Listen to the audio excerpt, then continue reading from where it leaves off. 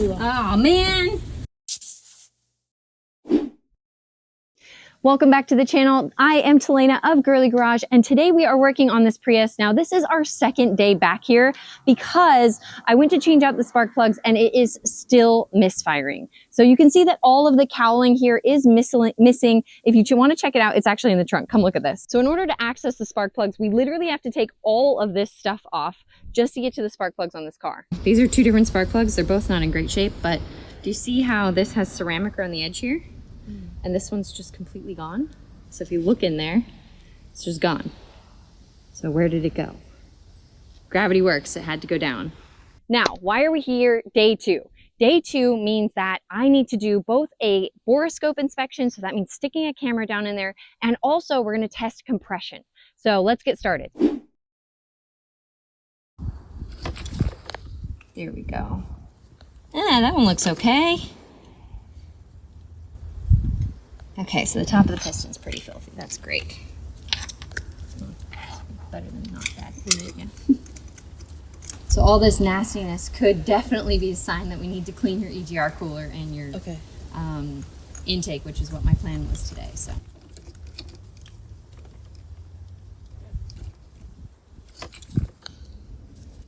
Look how clean the sides of the walls are. See how shiny they are? Do you see how clean this one looks? It's not good news. We're gonna do one last thing, which is a compression test to make sure that the cylinders haven't lost compression, like because a little piece of that ceramic fell in there. So compression, like we basically seal off the chamber in order to make a tiny explosion and to harness as much of that explosion as possible. And if we are not harnessing the explosion, then it's bypassing, like it's going out the side of it basically. So we wanna harness the explosion. This is our fuel fuse, the 10 amp ETCS. So we're gonna pull our little fuse pliers. The reason we find our fuel fuse is because we do not want this engine starting during a compression test. I don't want it turning over. So I'm gonna take the fuel away, but I don't wanna be dumping fuel into the cylinders. Do not hit the windshield.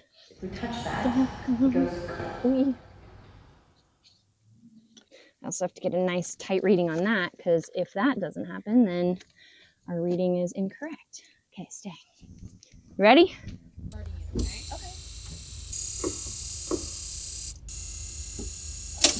Okay, ready? Yep.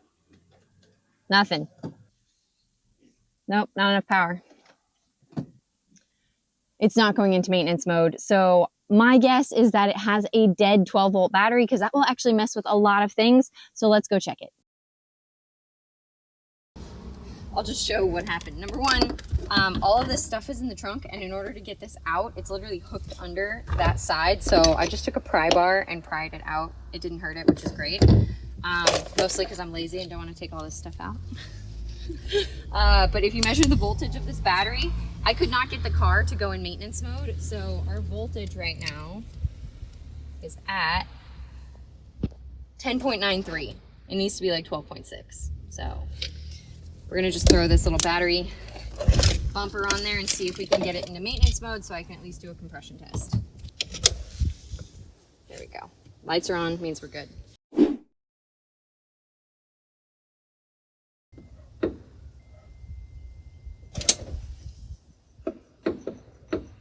Yes! Woohoo! Okay, stay filming.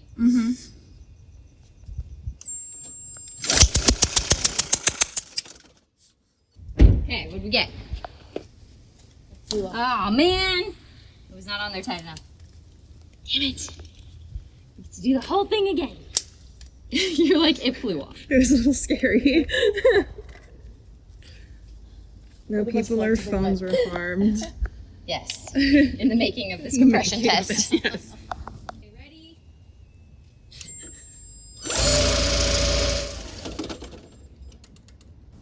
Oh, there we go. She did do it. Okay, we're like 70, here, 2, 4, 6. Wow, those are not twos. Those have got to be fives, okay? So 5, 10, 15, 20. Yeah, so those are 5. So we're at 80 PSI. Okay, so that's cylinder 4. Now we get to do this 3 more times.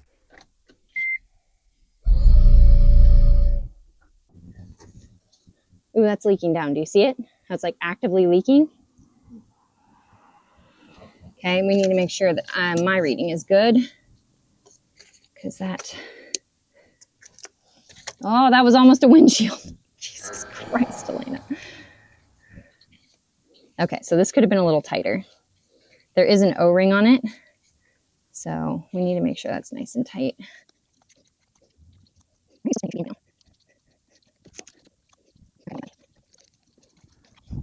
There's only like 6 threads, so we shouldn't be in there spinning for eternity.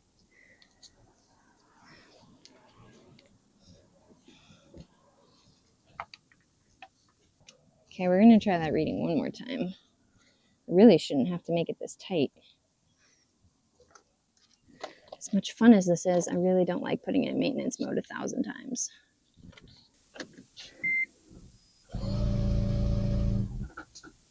Ooh, that's not good. It did the same thing twice. Okay, let's go read your friends and make an answer. If this guy and this guy are both low and this guy and this guy are both high, then that means these two are leaking together. That's why we check all 4, because we want to get an average across all of them. But 85 is good. 55 is not. This is what like years of this shenanigans has actually taught me, is do the diagnostics first. It's like prepping a house for paint, right? Like if you do the prep, the paint will last. If you don't do the prep, you're going to end up doing the prep later. And then it's going to cost you time and energy to sand everything down again and cry about it. Okay, so something else I just noticed is, do you see how easy and tight that went down and that one kept spinning? I wonder if there's a problem with the threads.